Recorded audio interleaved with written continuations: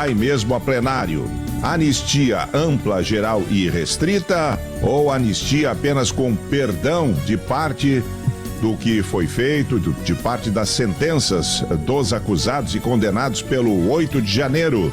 Hein, Matheus Chu, bom dia. Bom dia, Macedo, bom dia a todos. Esta é a principal dúvida, porque os deputados aprovaram a urgência para o projeto sem saber qual vai ser o texto. Tanto é que o relator está sendo definido agora, no dia seguinte.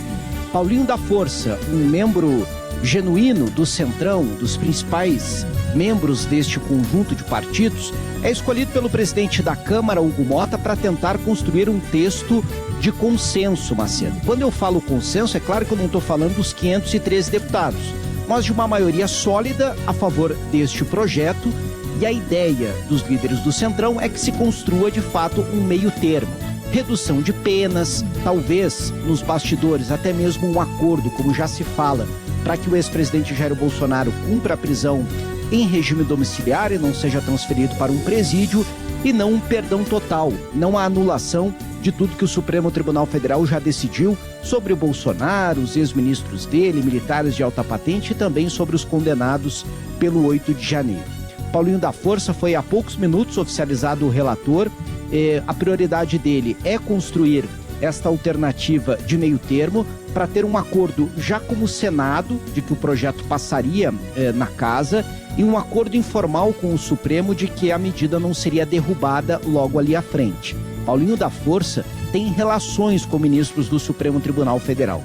Tem bom trânsito, Macedo, até com o relator das ações contra Bolsonaro, o ministro Alexandre de Moraes, que oficialmente nega qualquer tipo de acordo envolvendo o Supremo, embora reuniões de bastidores já tenham sido realizadas, inclusive com a presença de ministros nos últimos dias. O objetivo deste meio termo da anistia seria garantir que o projeto não vai ser derrubado e também buscar uma espécie de pacificação, de redução da tensão institucional que há entre o Congresso e o Supremo Tribunal Federal. Já a anistia ampla, Macedo, não é defendida, pelo menos até agora, entre parlamentares do Centrão, que eles entendem que isso reforçaria este confronto com o Supremo e, repito, não pararia em pé, tendo em vista que é algo inconstitucional. Bom, e em quanto tempo o texto vai ser apresentado? Qual é o tempo necessário? Tem alguma previsão? Ou o Paulinho vai levar aí meio em banho-maria até definir o texto?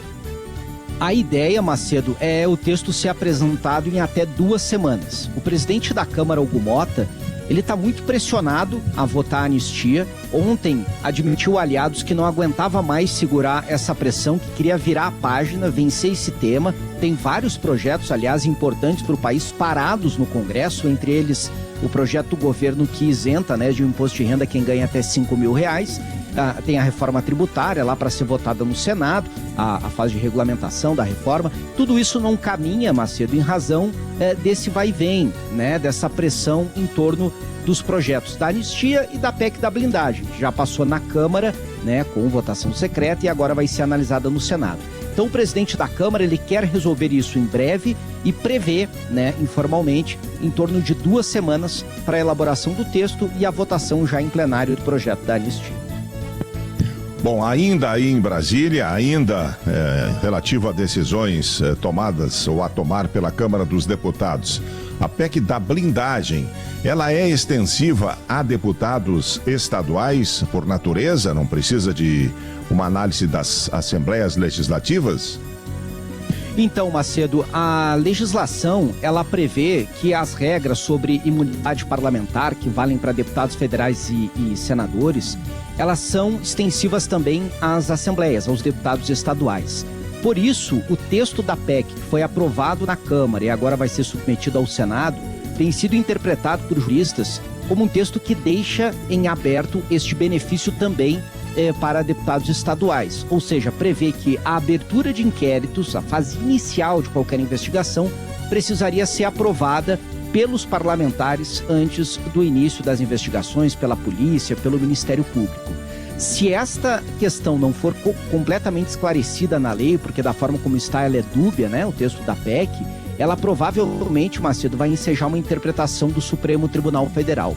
O fato é que, se a regra valer também para assembleias estaduais, ela aumenta ainda mais o risco de beneficiar o crime organizado, tendo em vista que a polícia, o Ministério Público já tem avançado em investigações mostrando, Macedo, que as facções estão elegendo parlamentares. Em assembleias, isso está ainda mais evidente do que aqui no Congresso Nacional.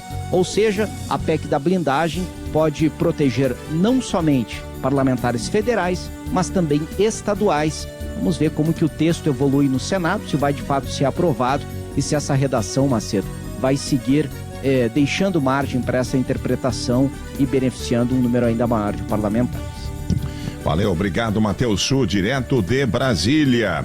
Com ou sem perdão da pena, apenas 10% dos envolvidos em atos antidemocráticos seguem presídios. Humberto Trezi. Macedo, o acordão que é negociado no Congresso Nacional para perdoar parte das penas dos envolvidos nos atos golpistas chegará tarde para a maioria. Muitos dos condenados já estão nas ruas ou a ponto de conseguir isso. Possivelmente estarão em regime semiaberto até em casa quando os políticos acertarem seu destino jurídico. O benefício para eles será quitar a pena antes do prazo formal originalmente previsto e talvez reduzir a multa pecuniária. A gente teve acesso a um balanço do STF de agosto. Dos 1.406 presos em flagrante em 8 de janeiro de 2023 e no dia seguinte em Brasília, por envolvimento em atos antidemocráticos, 141 estão na cadeia. Isso é cerca de 10%. Outros 44 estão em prisão domiciliar. Qual a explicação para isso? Primeiro, é preciso ressaltar que alguns não ficaram presos. Dos detidos em flagrante, apenas 942 tiveram a prisão preventiva decretada, entre eles 102 gaúchos. Esses ficaram meses na prisão. E a situação dos que permaneceram presos também se diferencia. A maioria foi detida quando acampada em frente a quartéis do Exército pedindo golpe, mas não foram surpreendidos em locais depredados. Desses, 552 firmaram acordo de não persecução penal. Ficaram livres após se comprometerem a não repetir o delito e prestarem serviços à comunidade. Já outros 279 foram surpreendidos em envolvimento direto em invasão ou depredação de prédios públicos. Eles acabaram condenados por crimes graves, apenas que variam de 13 a 17 anos. Mesmo esses já cumpriram parte da sua pena. É o caso da cabeleireira Débora Rodrigues Santos, conhecida como Débora do Batom, por ter pichado com batom a frase "Perdeu Mané" na Estátua da Justiça. Ela foi para casa semana passada após ter escrito uma carta de desculpas ao Supremo, de trabalhar na prisão, ter sido aprovado no Exame Nacional do Ensino Médio, o Enem, e alegado ter 2 filhos em casa esperando por ela. São fatores que reduziram a pena dela. Os 8 gaúchos condenados por crimes graves devem ser beneficiados em no máximo 1 ano com regime semiaberto ou prisão domiciliar. A grande incógnita, Macedo, é quanto aos recém-condenados como Jair Bolsonaro. É em torno do caso dele que acontece a negociação, né? Que conta mesmo é a negociação em torno de Bolsonaro. O resto é o resto, né? O resto é usado como motivo para que a PEC prospere lá no Congresso, primeiro na Câmara e depois, se passar pela Câmara, no Senado. É salvar a pele aí, ou pelo menos criar uma situação menos ruim para Bolsonaro e demais réus que na semana passada foram condenados.